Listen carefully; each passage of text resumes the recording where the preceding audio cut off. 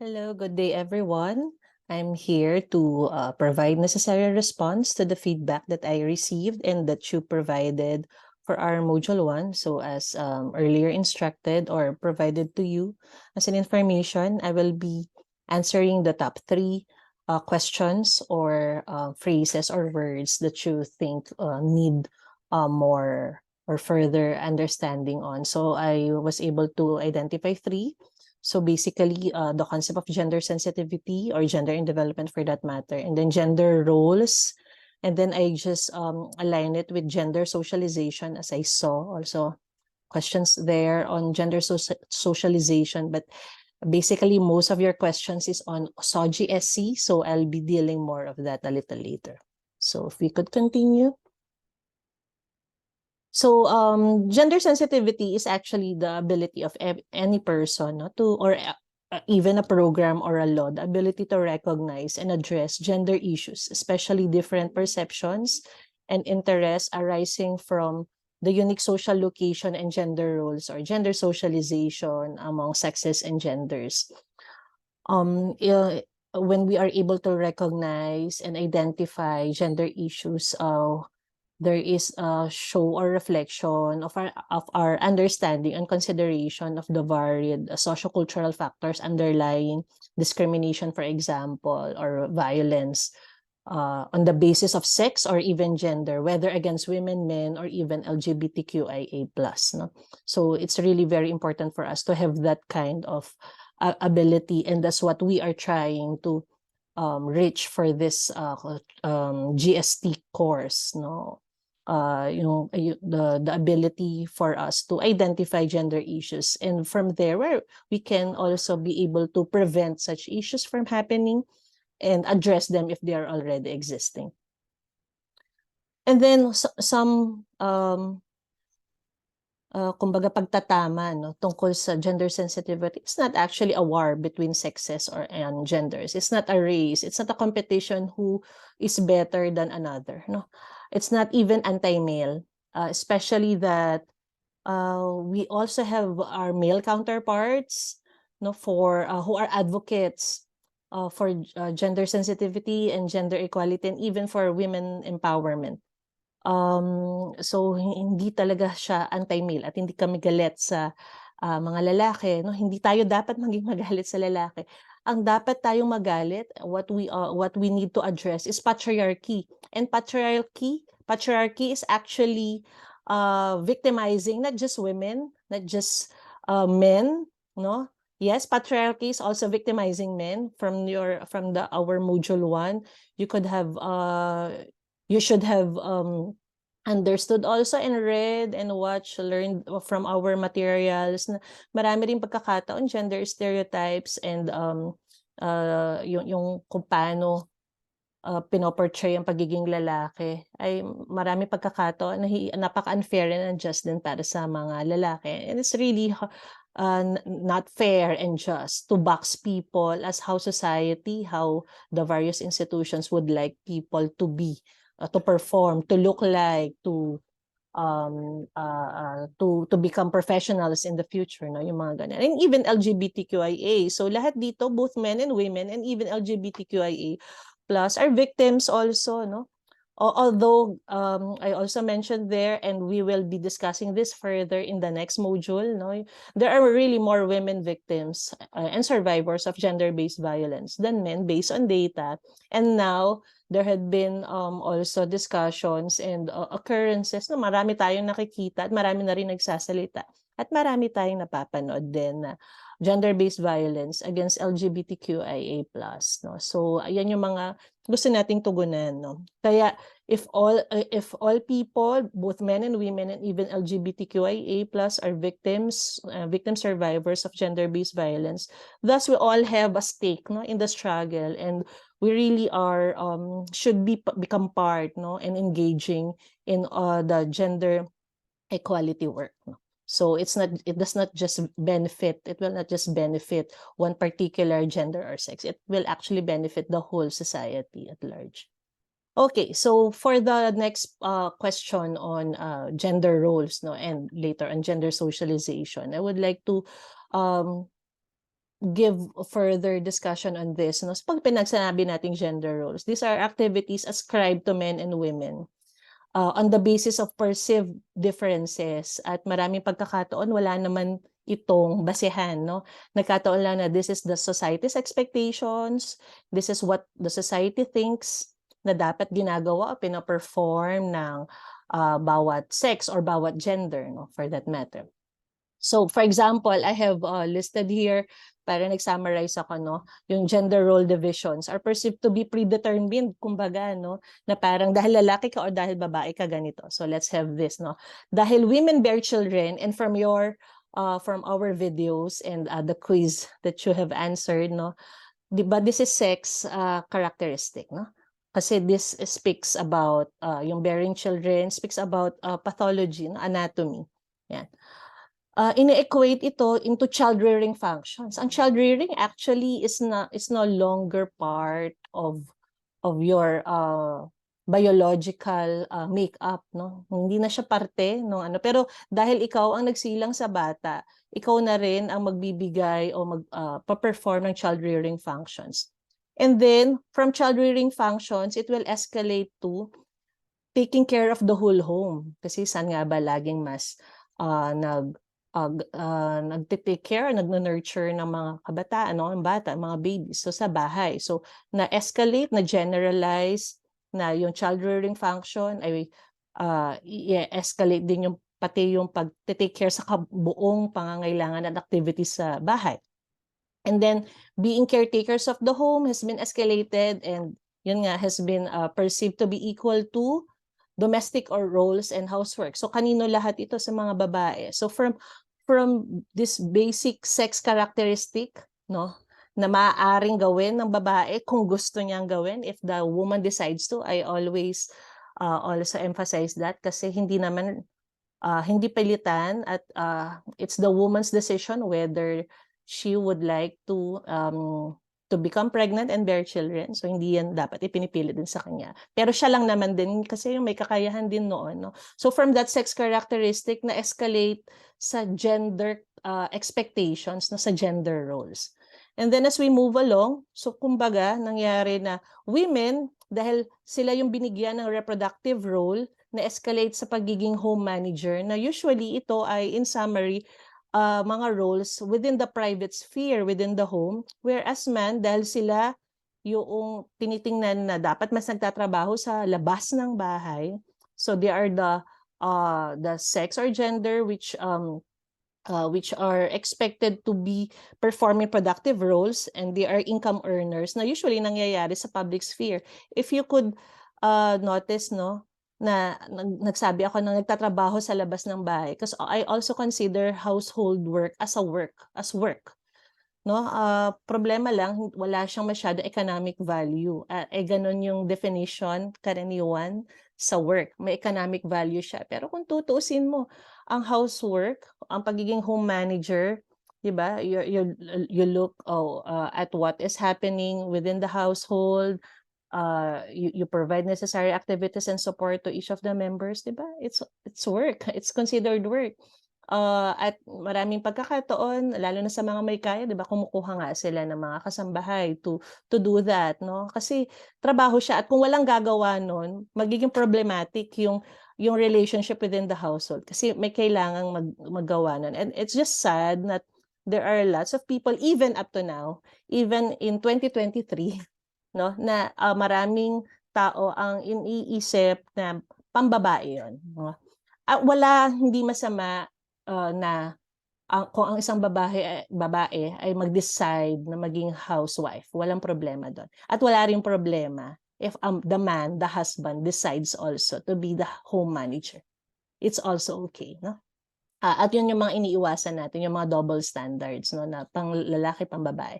Mas didiinan natin yan in the next module. Pero for this purpose, ito yung tinitingnan natin sa gender role, gender stereotypes, no? So having said that, kumbaga dahil yung lalaki yung nag-earn ng income, siya yung mas may economic value yung ginagawa, kumbaga. siya yung binibigyan ng mas dominant na position sa society, no? At siya rin yung mas pinoprovide ng spaces for extensive participation in all affairs of life. Whereas yung babae, parang mas nakikita na, yun nga dahil pang private sphere, secondary position siya, lalo hindi nag-uuwi ng pera. Lalo walang economic value yung ginagawa niya. Well, in fact, meron naman dapat kung housewife siya at okay lang dapat yun, no? If that woman decides to. No, mas supportive role siya and less extensive yung participation na ginagawa.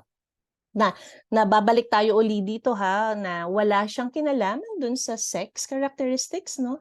Na generalize lang na dahil sa bearing of children, breastfeeding for example, ayan, ikaw na rin sa kabuuan, caregiving, at pagtatrabaho sa loob ng bahay. Okay, so pero magandang tanong din, no? Why do so many men and women, no, seem to conform to society's definition of what is masculine and what is feminine at kung sino magsasagawa ng reproductive role? Ito yung pinabanggit natin din dun sa video, na unang video, yung gender role socialization. No? This is our process of learning and internalizing culturally approved ways of thinking. The way we were taught and the way we learned, no, and the things that we were taught of and the things that we learned, no, kung paano dapat ang babae at lalaki and for that matter LGBTQIA dapat nagpa-perform. At meron tayong pinag-uusapang agents of gender role socialization, no, or institutions of mass gender socialization. Medyo nabanggit rin ito dun sa first video, pero ito yung iba't ibang mga institutions sa ating society which actually teaches and perpetuates, no, and supports, no, na patungkol sa mass gender socialization. At if kung may problema dito, no, ito yung mga nagtuturo at ito yung nagpa-perpetuate ng gender stereotypes at hindi magandang gender socialization. These are also the arenas and institutions that should also be intervened with and intervened at. No? Dito rin dapat tayo gagawa ng mga iba't ibang mga activities and programs and advocacy work. So nabanggit na yung tungkol sa home, syempre yan yung laging unit of socialization natin. Una, yung mga paraan ng pag-aalaga sa bata, ano ang kulay ng damit ng batang ibibigay, ganun pa lang, no? Tapos syempre yung school, the second home of children, ano yung klaseng itinuturo sa bata. Ang kagandahan dito sa Philippines, no, there are lots of laws already. Meron pang maganda, no, yung gender responsive basic education, enacted or provided by DepEd since 2017, which I will discuss pag nasa policies na tayo na module. No?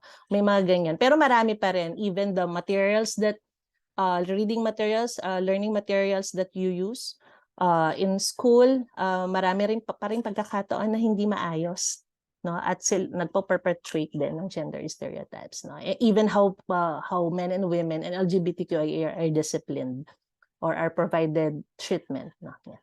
Tapos meron ding church, religious groups in general to, for a lack of better symbol, pasensya na, yan lang, nakuha natin for this purpose. So, marami, iba't ibang klase ng religious groups and religions for that matter. Also, they have their own contribution to how we people learn about how each person, based on their gender and sex, should behave, or yung ganun, no? Rituals, dogmas, marami. I will not anymore name. For sure, sa inyo, marami tayong pwedeng maisip. But I'm happy, actually, we have had, personally ako, I've had several engagements already with religious groups, no? And they are interested to have these kinds of discussions and to have these kinds of programs, no? Nakapagsagawa na ako ng maraming gender trainings din sa iba't ibang, for example, archdiocese, sa iba't ibang lugar, even sa ibang religion, no? For example, Muslims din, no? So they're open, marami na ring nag-open dati pa, at masaya tayo doon. At may mga nakikita rin tayo, no? Na for example, first bishop ng isang religious group ay babae. So those sorts of, these are the great progress that we are having, no? At maganda rin silang na-exemplify, no? Na pag-uusapan. And of course, mass media, TV, radio, newspaper, nako, lalo ngayon, internet, no? Especially, no, marami pagkakataon, one click away ang mga bagay-bagay. At doon din tayo maraming nakikita, no, the symbols that you use, the films, the kinds of advertisements that we watch. Yung mga teleserye yung lagi natin napapanood, yung mga videos, mga ano, no, ang dami, lalo na sa mga kabataan or even those who have access talaga. So very important kung paano ba natin pipiliin at ano din yung mga ways kung paano rin mape-prevent, no, yung mga ganitong mga bagay which somehow perpetuate also like gender-based violence o nagtuturo ba ito ng mas maayos na gender socialization. Marami ring magaganda na diyang nangyayari. I am happy to also say that there are lots of, for example, gender advocacy groups also entered into the scene like what we are having right now. We are utilizing the ICT, no, the internet, the technology, so that we could put our messages sa maraming tao. 16,000 kayo dito sa course na to, di ba? Ang daming nag-uusap, ang daming nating pwedeng ma-reach, no? At hopefully may multiplier effect yan. And this is just the first offering of this course. So, yun yung isang mga ilang kagandahan. Yun nga lang, syempre, marami pa. And I'm happy that there are laws also that we have in the Philippines na maraming na tinitingnan din yung media at kung paano rin mape-prevent o ma-address yung paggamit sa media sa hindi magandang pamamaraan. Magna Carta of Women and Safe Spaces Act are two, no, of two examples of these laws, no, na tinitingnan din yung internet and other yun nga, mass media na paano mas magiging maayos yung mainstreaming nito. At pag-uusapan nga natin yan sa mga sa susunod sa module 2B. Yan, hinati ko kasi yung module 2 sa dalawa, no? 2A and 2B. Yan. Anyway, tapos syempre meron din sa workplace, no? Marami rin pagkakataon na dito na pa-perpetuate, depende sa work or organizational culture ng organization. Are they following the necessary laws in the land that actually prevents, for example, sexual harassment? Are they promoting gender mainstreaming in the workplace, for example? Yung mga ganun na. And of course, our government, the government is really a huge factor in all the endeavors that we have, not just in gender.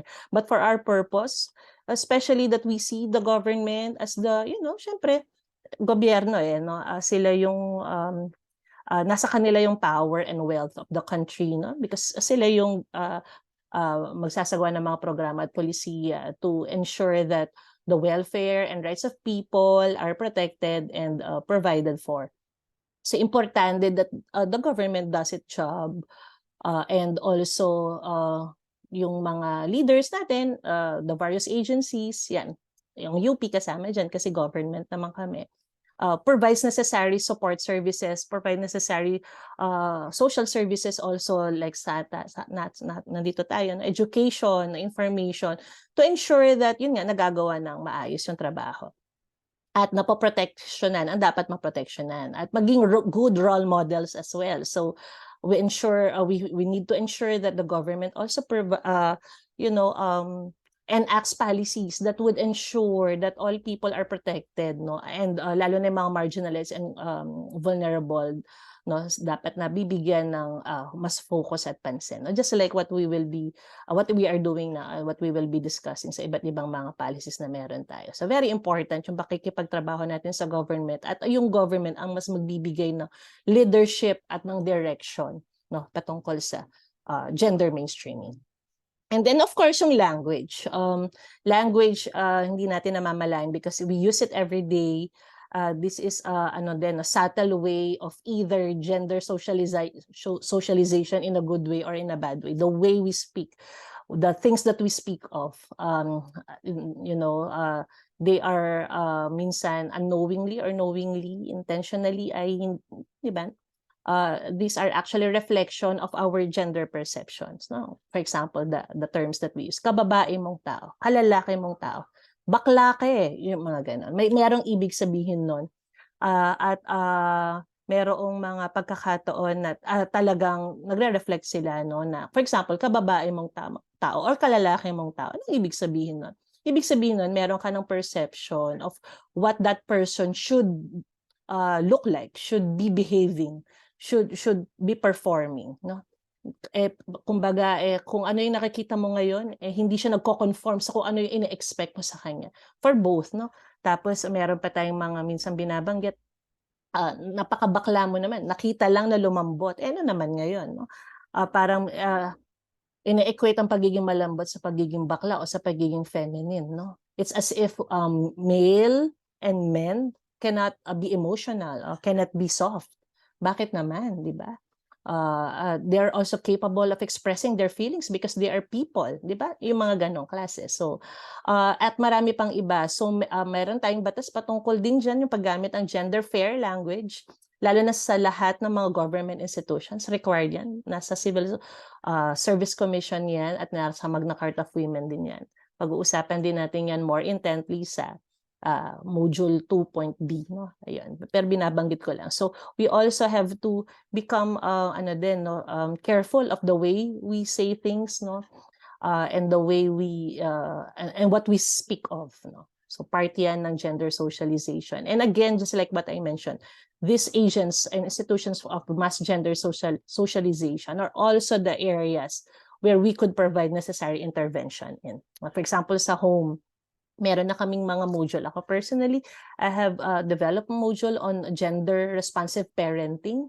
No, sa school, suki din natin yan. Masaya ako na nagiging suki tayo sa maraming gender trainings. No? Yung mga makatotohanang gender trainings. I would like to emphasize that.